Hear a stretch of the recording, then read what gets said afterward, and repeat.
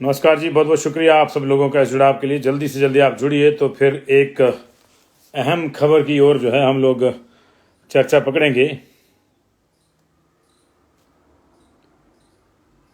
और तो शुक्रिया सुमित प्रकाश पाठक जी आपका भी इस जुड़ाव के लिए। बाकी लोग भी अगर जुड़ जाएं तो हम लोग चर्चा करेंगे। एक शख्स ने इस चुनाव में बीजेपी को बहुत ज़्यादा डराया बीजेपी को इस शख्स ने, और इस शख्स का नाम है ओम प्रकाश शर्मा।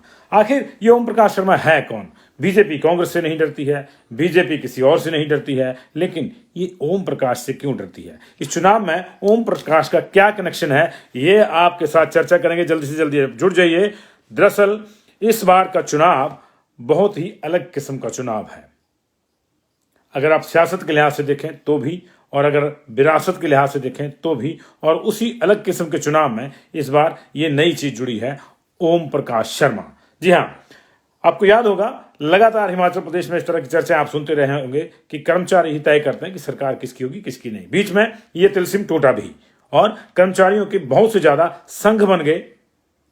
कोई सरकार को सपोर्ट करता था, कोई सरकार के खिलाफ खड़ा हो जाता था। ऐसे में कर्मचारी भी 2 फाड़ 3 फाड़ 4 फाड़ हो गए, कई जगह तो 6 फाड़ भी हो गए। अलग अलग कर्मचारी संघ इस तरह के बन गए और सरकार फिर मजे लेने लग गई, और जिसको दिल करता उसको वो अपनी बर्दाश्त देती या उसको रिकॉग्नाइज करती, और जिसको नहीं करता उसको नहीं करती। इनफैक्ट आपस में ही लड़ गए। लेकिन इस बार एक मसला ऐसा आया पुरानी पेंशन का, जिसको लेकर अधिकांश कर्मचारी, खासतौर से 2003 के बाद जो कर्मचारी आए हैं वो लोग जो है वो इकट्ठा हो गए। ये मसला था ओल्ड पेंशन स्कीम का, ओपीएस। और अब चुनावों में ये बड़ा मुद्दा रहा। कांग्रेस ने इस मुद्दे को भांपते हुए, लपकते हुए शुरू में ही कह दिया कि हाँ, हम ओपीएस देंगे, लेकिन बीजेपी एंड तक इसको लेकर कोई सूचना, कोई अधिसूचना, कोई घोषणा नहीं कर पाई।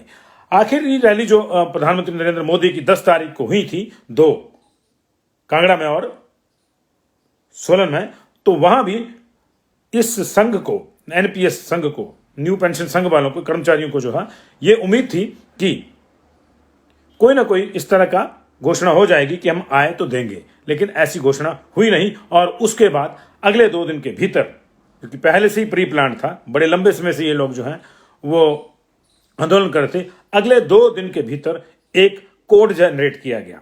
उस कोड का नाम रखा गया ओम प्रकाश शर्मा। ये सिंबॉलिक था ओल्ड पेंशन स्कीम से, ओ से ओल्ड, पी से पेंशन, एस से स्कीम, ओम प्रकाश शर्मा। और ये कोड इसलिए जनरेट किया गया ताकि अगर कर्मचारी अपने ग्रुप्स में कांग्रेस के लिए वोट मांगते हैं या किसी दल विशेष के लिए वोट मांगते हैं तो उन पे कोई कार्रवाई ना हो जाए। इसलिए सब ऐसे कर्मचारियों ने, जो एनपीएस संघ के कर्मचारी थे जो ओपीएस चाह रहे हैं, उन्होंने एक कोड रख लिया, वोट फॉर ओम प्रकाश शर्मा। और कुछ घंटों के भीतर ही ओम प्रकाश शर्मा 68 की 68 सीटों पर एक मेन कैंडिडेट हो गया। कहने की जरूरत नहीं है कि किसके पक्ष में यह वोटिंग के लिए हो रहा था, इसको कहने की जरूरत नहीं है।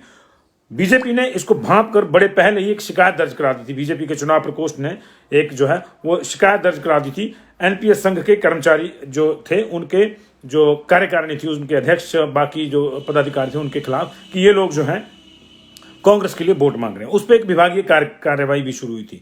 शायद उसको भांप कर ये इस तरह से किया गया था। लेकिन इतना जरूर है कि सभी कर्मचारी कांग्रेस के नहीं हैं, ये तय है। सभी कर्मचारी कांग्रेस के नहीं थे। कर्मचारी अपना अपना मत रखते हैं, लेकिन सभी कर्मचारी इस बात पर एक मत थे कि जो हमको ओपीएस देगा उसके साथ जाएंगे। ऐसे में एंड तक इस बात का वेट किया गया कि अगर बीजेपी भी कोई इस तरह का आश्वासन देती है तो फिर कर्मचारी अपने हिसाब से बीजेपी या कांग्रेस ये चुनने के लिए स्वतंत्र होंगे, क्योंकि कांग्रेस ने भी अभी ओपीएस तो दी नहीं है, आश्वासन ही दिया है। लेकिन ऐसा हुआ नहीं। और फिर उसके बाद तमाम कर्मचारी इस बात को लेकर एकमत थे कि सियासत बाद में, परिवार पहले, रोटी पहले। ऐसे बहुत से केसेस आपने देखे। न्यू पेंशन वाले 12,000 के आसपास रिटायर हुए 2003 के बाद जो लगे थे, उनको किसी को 1200 पेंशन मिल रही है, किसी को 600, किसी को 800। एक ने चाय की दुकान खोली थी कांगड़ा में, उसके भी आपने खबरें देखी होंगी। उसके बाद ये सारे कर्मचारी एकजुट हो गए और इन्होंने कोड रख लिया ओम प्रकाश शर्मा, ओपीएस। और वोट फॉर ओम प्रकाश शर्मा की मुहिम जो थी इनके व्हाट्सएप ग्रुप्स में चल पड़ी। ये मुहिम क्या रंग दिखाती है, क्या नहीं, कांग्रेस को इसका कितना लाभ होता है, इस पे सारा जमा जोड़ जो है वो चला हुआ है।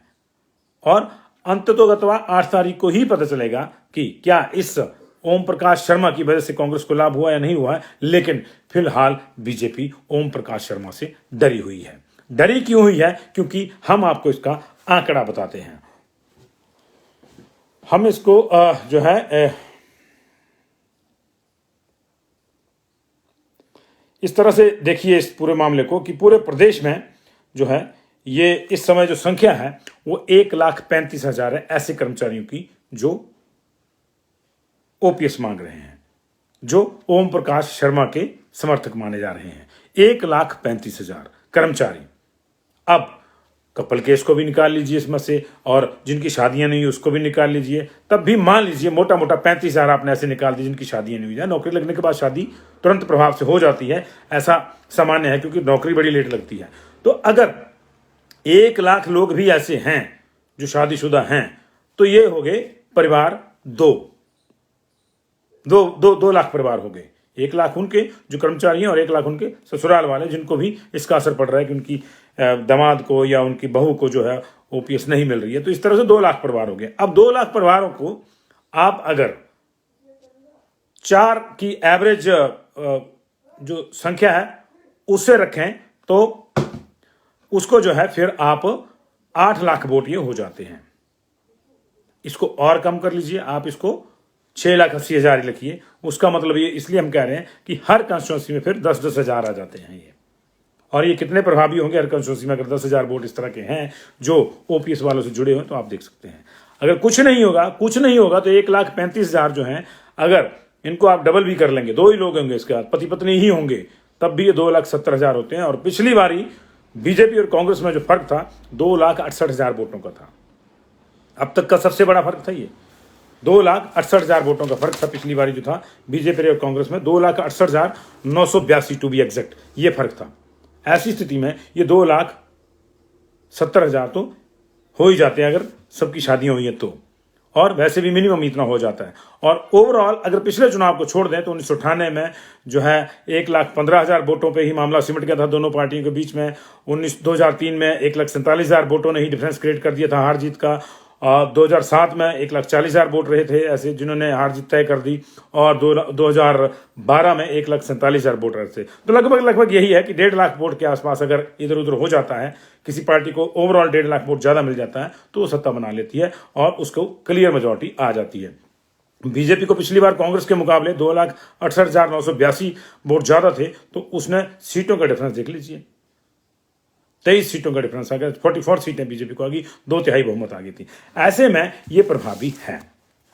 कितना होगा कितना नहीं ये तो पता लगेगा 8 तारीख को, लेकिन इसको नजरअंदाज नहीं किया जा सकता। यही वजह है कि बीजेपी डरी हुई है ओम प्रकाश शर्मा से, ओपीएस से डरी हुई है। और मैं आपको एक मोटा आंकड़ा बताता हूं, रफ आंकड़ा है ये, जो एनपीएस संघ के पदाधिकारियों से लिया। कांगड़ा में 20 से 25,000 एनपीएस के कर्मचारी, कांगड़ा में सबसे बड़ा जिला है कांगड़ा, 20 से 25,000, 15 सीटें हैं, मतलब हर कंस्टिट्यूंसी में एवरेज 1,000 से 1,500 के बीच में इस तरह के एम्प्लॉयज हैं। मैं सिर्फ एम्प्लॉयज की बात कर रहा हूं, उनके साथ जुड़े लोग दूसरे होंगे। आप इस मैट्रिक्स को समझिए।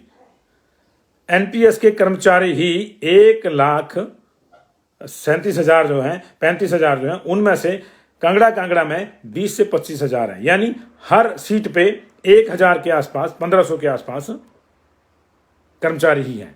आगे उनकी पत्नियां हैं तो उसको डबल कर लीजिए, उनके परिवार के लोग भी मान लो कि अगर उनके कहने पे वोट डालते हैं तो उसको दो गुना और कर लीजिए, 4 गुना कर लीजिए उसको, तो ये फिर 5,000 हो गया हर कंस्टिट्यूंसी में हिसाब से।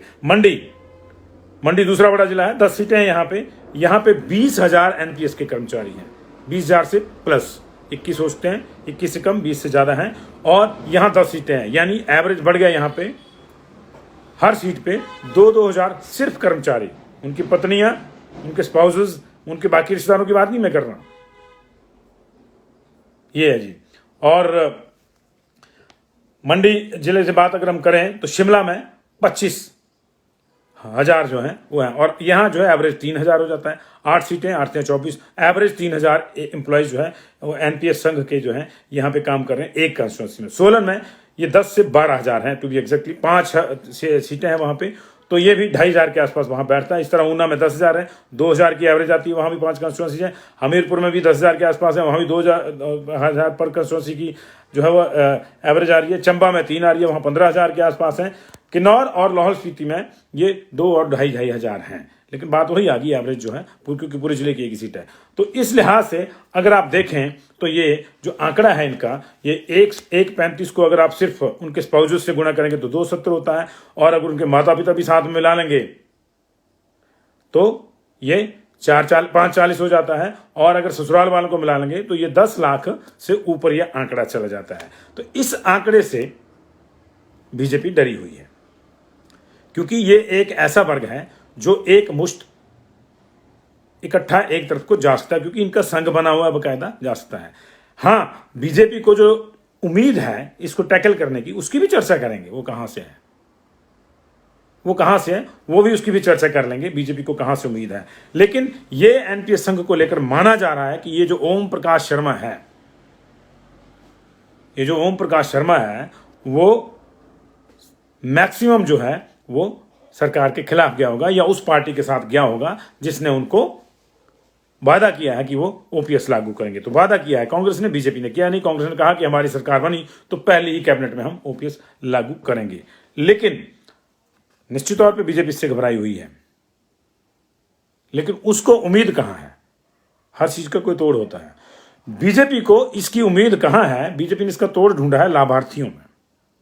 मनरेगा के, उज्ज्वला योजना के, गृहिणी सुविधा योजना के, तमाम दूसरी योजनाओं के लाभार्थी। बड़ा हल्ला उठा था, आपको याद होगा। ये ऐसा नहीं है प्लानिंग से चल रहा है, बीजेपी को पता था कि ये मामला आएगा।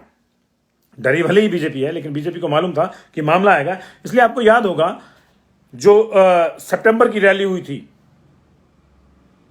मंडी में, उसको लेकर, उससे पहले भी जो रैली हुई थी 27 दिसंबर की जो रैली हुई थी, जो 4 साल पूरे हुए थे बीजेपी गवर्नमेंट के, मंडी में रैली हुई थी मोदी जी की, तो उस रैली को लेकर भी इस तरह की चर्चाएं आई थी कि लाभार्थियों को जो है जबरदस्ती बसों में भरकर लाया गया है, और अधिकारियों को कहा गया है कि जो जो लाभार्थी हैं सरकारी स्कीमों के, उनको लाया जाए। अलग अलग डिपार्टमेंट्स को कहा गया था कि आप अपने लाभार्थियों के लिए इतनी बसें लाएंगे, इतने लाएंगे, और वो लाभार्थी वहां पहुंचेंगे रैली में। तो वहां बीजेपी ने इसका तोड़ ढूंढा था और बड़ी प्लानिंग से ढूंढा था। लेकिन उनमें से कितने जाते हैं, यह भी एक प्रश्न है। हर वर्ग में लाभार्थी हैं, बीपीएल में और जो कमजोर वर्ग है उनमें ज्यादा हैं लाभार्थी। लेकिन उन लाभार्थियों को उनके साथ एक चीज और जुड़ी है कि कुछ पार्टियों के वो ट्रेडिशनल वोट बैंक्स भी हैं। अब लाभार्थी कितने थे और कितने जाएंगे इस चुनाव में बीजेपी के साथ, इसका आकलन मुश्किल है। लेकिन ये एक मोटा आकलन इसलिए लग रहा है क्योंकि ये जो है, ये लाभार्थी छोटी मोटी स्कीमों के नहीं है। इनको जो है ताउम्र के लिए लाभ चाहिए, और इनको पेंशन का हक चाहिए अपना, जो इनका हक बनता है, ये कह रहे हैं। और कई सरकारें अब जो वापस दे भी रही हैं। पंजाब ने भी भरे चुनाव में पंजाब ने दे दिया, तब भी यही बात आई कि इसलिए किया कि हिमाचल का चुनाव है। तो पंजाब की सरकार का जो ये नोटिफिकेशन जारी करने का लाभ था, वो आम आदमी पार्टी को कितना मिला कितना नहीं। लेकिन यहां यह माना जा रहा है कि ये ओम प्रकाश शर्मा जो है वो बीजेपी की सबसे बड़ी दिक्कत इस चुनाव में है। क्योंकि हमने आपको बता दिया कि अगर सिर्फ अकेले हैं तो 1,35,000 हैं। अगर उनके स्पाउसेस भी हैं, जीवन साथी भी साथ में, तो 2,70,000 हो गए। अगर उनके माता पिता भी हैं साथ में तो दो उनको गिन लिए तो 5,40,000 हो गए। और ससुराल में भी इसी तरह की एवरेज लगा लेंगे तो ये 10 लाख से ऊपर आंकड़ा चला जाएगा। लाभार्थियों की संख्या जो है 10 से 14 लाख के बीच में है। इस पर जो है बहस हो सकती है कि कितने हैं कितने नहीं हैं। लेकिन कुछ लाभार्थी ऐसे भी तो जो कहते कि नहीं, ये लाभ हमको मिलना ही था। लेकिन यहां ये सारे के सारे कह रहे हैं कि हमको ओपीएस चाहिए ही, हमारा लाभ बनता है। तो ये जो मामला है, अभी किसको कितना जो है न्यूट्रलाइज लाभार्थियों वाला एंगल बीजेपी का कर पाता है, कितना क्लिक करता है, ये देखना होगा। बीजेपी ने तोड़ रखा था इसका, इसमें कोई दो राय नहीं थी, लेकिन अभी देखना होगा। चलते चलते एक दिलचस्प बात मैं आपको और बता दूं। जब मॉनसून सेशन हुआ था, जिसमें बहुत बड़ा आंदोलन हुआ था, पदयात्रा के बाद एनपीएस संघ के लोग जो हैं सभी जिलों से शिमला पहुंचे थे, और उसमें एक बड़ा चर्चित नारा लगा था, जो या मामा मानदा नहीं, कर्मचारियों दी सुनदा नहीं। वो नारा जिस शख्स ने लगाया था, संयोग से उसका नाम भी ओम प्रकाश शर्मा ही है। ओपीएस, ओम प्रकाश शर्मा ही उसका नाम है। अब ये सोच समझ के ओपीएस को ये कोड दिया गया, क्योंकि उन ओम प्रकाश शर्मा को जो है बाद में सरकार ने बदली कर दिया था, कुछ और कर्मचारी नेताओं को भी बदली किया गया था। उसके बाद वो कोर्ट में गए थे, फिर कोर्ट ने उनकी बदली तो नहीं रोकी, लेकिन उनको चॉइस का स्टेशन दे दिया था। ये मानते हुए कि उनकी ये बात हो सकता है कि भाई सही हो कि उनको जो है टारगेट किया गया, लेकिन माननीय अदालत ने जो है उनकी बदली जहां से करी थी वहां से नहीं रोकी, लेकिन उनको कहा था कि 3 स्टेशन आप बताएं, उनमें से किसी एक में चले जाए, तो वो हुआ था। लेकिन उनका नाम भी ओम प्रकाश शर्मा था। तो ये ओपीएस यानी ओम प्रकाश शर्मा इस चुनाव का सबसे बड़ा डर था बीजेपी का, जो उसको अभी भी सता रहा है कि पता नहीं क्या हुआ होगा क्या नहीं होगा। और इसी के साथ जुड़ा है वो पोस्टल बैलेट्स का मामला। इसी के साथ वो पोस्टल बैलेट्स का मामला भी जो है वो जुड़ा हुआ है, क्योंकि उसको लेकर भी लगातार चर्चाएं जो हैं अब हो रही हैं। पूरे प्रदेश में जो है वो एम्प्लॉइज जो इलेक्शन करवाते हैं उनको 59,728 वोट दिए गए हैं, और ये मान के चलिए कि इनमें से अधिकांश जो है वो न्यू पेंशन स्कीम वाले ही लोग हैं। सीनियर्स की या बुजुर्गों की जो बुजुर्गवार कर्मचारी हैं उनकी ड्यूटी वैसे में नहीं लगती है, ये यंग वालों की ही लगी होगी। 50+ वालों को नॉर्मली अवॉइड करते हैं, क्योंकि उनमें कोई हेल्थ की इशू होता है, किसी का कुछ और इशू होते हैं, एज रिलेटेड इश्यूज होते हैं, और सीनियरिटी का भी मामला आ जाता है, कई बार वो सीनियर आदमी नहीं जाते। तो इन लोगों को मूलतः जो है यही लोग एनपीएस संघ वाले जो है मूलतः चुनाव करवाने में लगते हैं।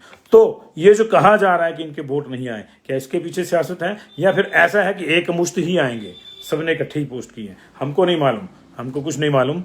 मालूम चलेगा 8 तारीख को कि ओम प्रकाश शर्मा ने क्या गुल खिलाया है।